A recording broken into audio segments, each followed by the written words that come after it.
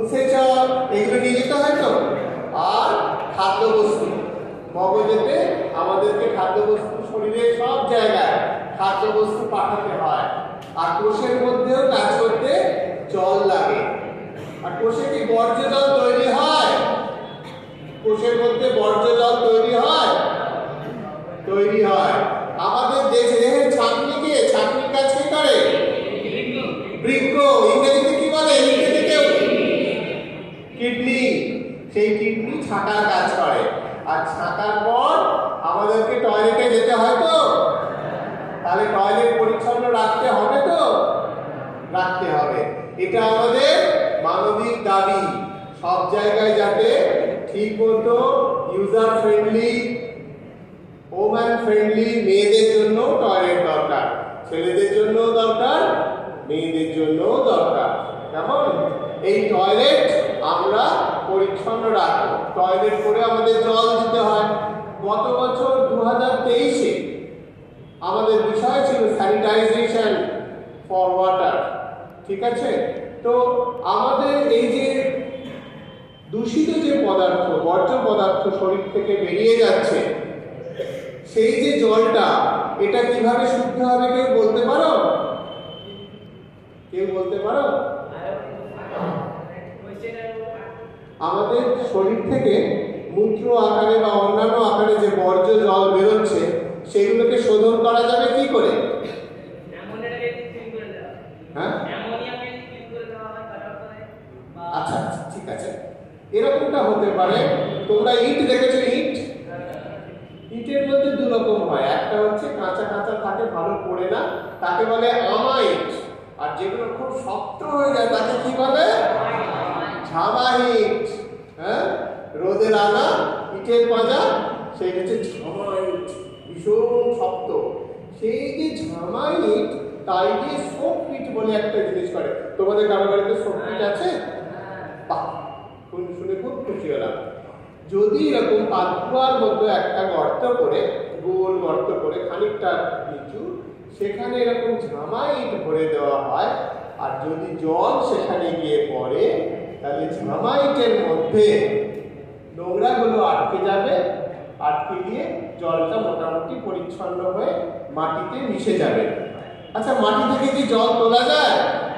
দেখেছো কিভাবে তোলা যায়? পাম্প করে তোলা যায়। এই যে মাটি থেকে পাম্প, দুরকম পাম্প হয়। একটা হচ্ছে তোমরা টিউবওয়েলে হাতে করে পাম্প, যাতে ইলেকট্রিক লাগে না, দেখেছো তো? ইলেকট্রিক লাগে না। আর একটা আছে ইলেকট্রিকের পাম্প, দেখেছো? দেখেছো? তাহলে দুরকম পাম্প আছে। একটা হচ্ছে ইলেকট্রিকে বা ডিজেলে মেশিনের মাধ্যমে চলে, আর একটা হাতে, ওটা লিভার না? ওই যে টিউবওয়েলটা লিভার, লিভারে পড়েছো তো? কি কোন শ্রেণীর লিভার?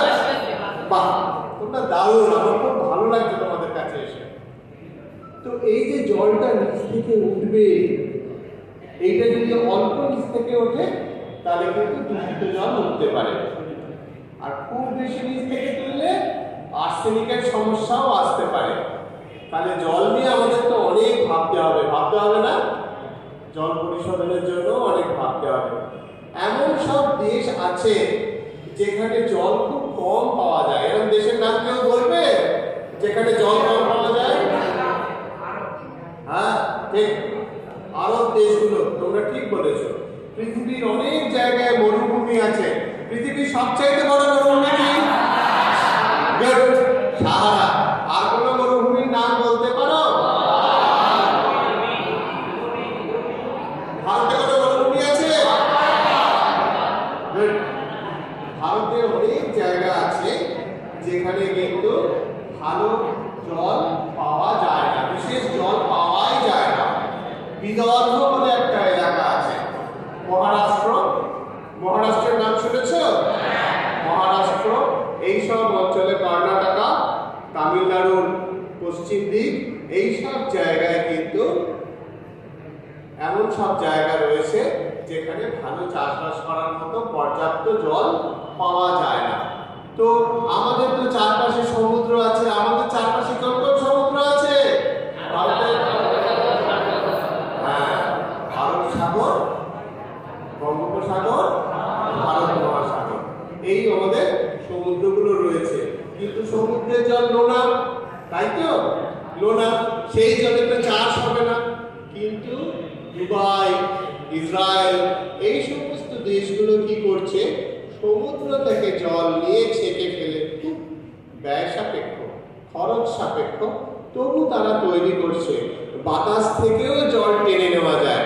তোমরা জানো বাতাস থেকে কোন কোন জিনিস জল টেনে নেয়? ঘরে কেউ দেখেছো? রান্নাঘরে? হ্যাঁ, নুন। এটাকে বলে চুন। নুন চুন মিলিয়ে দিয়েছে কিন্তু, দারুণ। নুন চুন এরকম কিছু কিছু জিনিস আছে যারা জলকে টেনে বার করে। বাতাসে কি জল আছে? কতটা আছে? হ্যাঁ, দারুণ। এক এক সময় আমরা আর্দ্রতা, হিউমিডিটি আমরা মাপতে পারি। তবে মোটামুটি ভাবে সাধারণভাবে বাতাসে গড়ে কতটা জল থাকে সেটা আমরা জানি। বাতাসে নাইট্রোজেন কতটা থাকে আমরা জানি, অক্সিজেন কতটা থাকে জানি, কার্বন ডাই অক্সাইড কতটা থাকে জানি, নিষ্ক্রিয় গ্যাস কতগুলো আছে সেটা জানি, গড়ে কতটা জলীয় বাষ্প থাকে আমরা জানি। সেটা বাড়ে এবং কমে। কেন বাড়ে?